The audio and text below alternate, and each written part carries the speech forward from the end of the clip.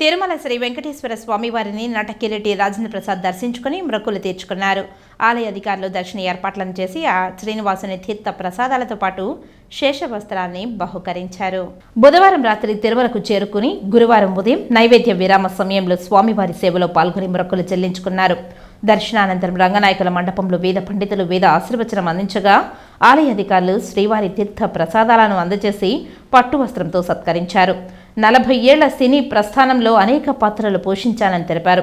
కల్కి సినిమా వరకు సరికొత్త పాత్రలతో మీ ముందుకు వచ్చానని తెలిపారు. స్వామివారి అనుగ్రహంతోనే ఇలాంటి మంచి పాత్రలు చేస్తూ వస్తున్నట్లు, స్వామివారి ఆశీర్వచనాలు అందరికీ పరిపూర్ణంగా ఉండాలని కోరుకున్నానని తెలిపారు. రవితేజ, నితిన్లతో సినిమా షూటింగ్ దశలో ఉందని, మరో సినిమా హరికథ అనే పేరుతో స్వామివారిపై పీపుల్స్ టెక్ మీడియా నిర్వహణలో నటిస్తున్నట్లు మీడియాకు వెల్లడించారు. రకరకాల పాత్రలతో మీ ముందుకు వచ్చిన నేను ఇవాళ కల్కి వరకు కూడా ఒక కొత్త పాత్రలు చేయడం జరిగింది. అందులో భాగమే ఇదొకటి. ఇప్పుడు చేస్తున్న మంచి అంతా స్వామి, మన చేతిలో ఏమీ లేదు. అది అప్పుడప్పుడు ఆయనకి థ్యాంక్స్ చెప్తూ ఉండాలి. అది మన బాధ్యత. ఇవాళ వచ్చింది ఆ పనికి.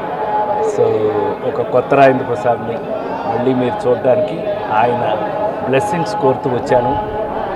మీ అందరికీ తెలుసు, ఆయన వేసిన భిక్ష రాజేంద్ర ప్రసాదము, ఆ కాటేజ్ కూడా ఎలా ఉందని అప్పుడప్పుడు చూడటం నా బాధ్యతగా, స్వామివారికి రోజు కరెక్ట్గా జరుగుతుందో లేదో చూడాలనే బాధ్యతతో స్వామివారి ఇచ్చిన బాధ్యతను నెరవేరుస్తూ మీ అందరూ కూడా జీవితంలో ఒక కొత్త వెలుగులతో కొత్త జీవితాలతో బాగా కష్టపడి, అందరూ కష్టపడిందే తినొద్దండి, అరగదు. కష్టపడి తింటేనే అరుగుతుంది. ఇప్పటి వరకు నేను పనిచేస్తూనే ఉన్నాను. షూటింగ్ నుంచే వచ్చాను, షూటింగ్కే వెళ్తాను.